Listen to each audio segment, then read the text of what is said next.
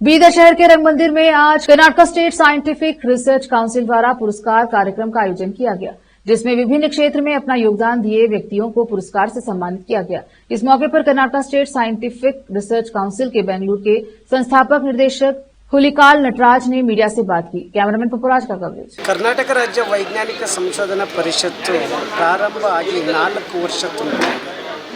ನಾವು ಪ್ರತಿ ವರ್ಷ ವಿಜ್ಞಾನ ಪರಿಷತ್ ಅಂದರೆ ವಿಜ್ಞಾನದ ಕಾರ್ಯಕ್ರಮ ಮಾಡುತ್ತೆ, ಆಮೇಲೆ ಮೂಢನಂಬಿಕೆಯ ಬಗ್ಗೆನೇ ಅವರು ವಾದ ಮಾಡ್ತಾರೆ ಅಂತ ಹೇಳಿ ಜನರಲ್ಲಿ ಭಾವನೆ ಇದೆ.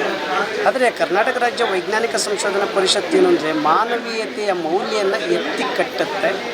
ಮನುಷ್ಯನಾಗಿ ಬದುಕಬೇಕು ಅನ್ನೋದನ್ನು ದಾರಿದೀಪವಾಗಿ ಇದು ಕೆಲಸ ಮಾಡ್ತಾ ಇರುತ್ತೆ. ಮೂಢನಂಬಿಕೆಯನ್ನು ಕಿತ್ತೊಗಿಬೇಕು ಅಂತಕ್ಕಂಥ ನಮ್ಮ ಕಾನ್ಸೆಪ್ಟ್ ಇಟ್ಕೊಂಡು ನಮ್ಮ ನಡೆ ವಿಜ್ಞಾನದೆಡೆಗೆ ಅಂತ ಬರೀ ವಿಜ್ಞಾನ ಹೇಳ್ಕೊಂಡ್ರೆ ಸಾಕಾಗಲ್ಲ.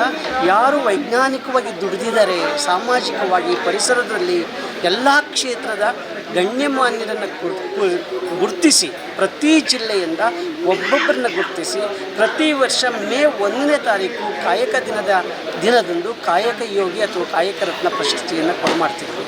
ಈ ವರ್ಷ ಚುನಾವಣೆ ಬಂದ ಪ್ರಯುಕ್ತ ಆ ಕಾಯಕ ರತ್ನ ಪ್ರಶಸ್ತಿಯನ್ನು ಈಗ ನಾವು ತಡವಾಗಿ ಮಾಡ್ತಾಯಿದ್ದೀವಿ. ಅದು ಬೀದರ್ ಜಿಲ್ಲೆಯಲ್ಲಿ, ಅದರಲ್ಲೂ ಕೂಡ ಬಸವಣ್ಣನ ನಾಡಿನಲ್ಲಿ 37 ಜಿಲ್ಲೆಯಿಂದ 37 ಜನ ದಿಗ್ಗಜರನ್ನು ಗುರುತಿಸಿ ನಾವು ಅಭಿನಂದಿಸಿದ್ದೇವೆ.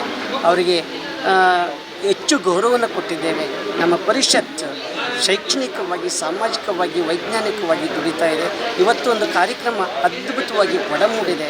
ನಮ್ಮ ಕಾನ್ಸೆಪ್ಟ್ ಇರೋದು ವಿಜ್ಞಾನ ಗ್ರಾಮ.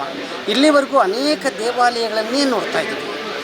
ಹಾಗಾದರೆ ದೇವಾಲಯಗಳ ಜೊತೆಗೆ, ಸಂಸ್ಕೃತಿ ಜೊತೆಗೆ ವಿಜ್ಞಾನ ಮೇಳೈಸಿದರೆ ಮಾನವೀಯತೆ ಬರುತ್ತೆ ಅಂತ ಹೇಳಿ ನಾವು ವಿಜ್ಞಾನ ಗ್ರಾಮಗಳನ್ನು ಪ್ರತಿ ಹಳ್ಳಿನಲ್ಲಿ, ನಗರಗಳಲ್ಲಿ ನಾವು ಮಾಡಲಿಕ್ಕೆ ಮುಂದಾಗಿದ್ದೇವೆ.